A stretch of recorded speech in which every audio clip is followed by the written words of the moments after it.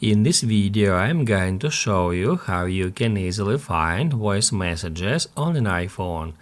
Be sure to watch the video to the very end so you don't make any mistakes.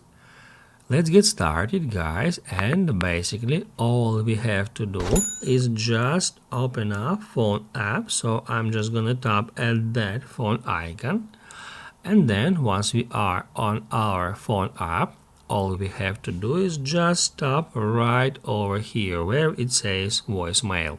And that's where we can check voice messages that someone left for us.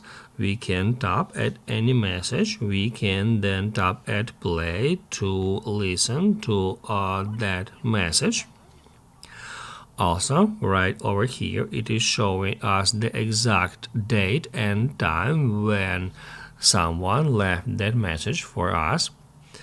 If we swipe to the left, we'll be able to delete any message. However, we are also able to view any deleted messages by tapping right here.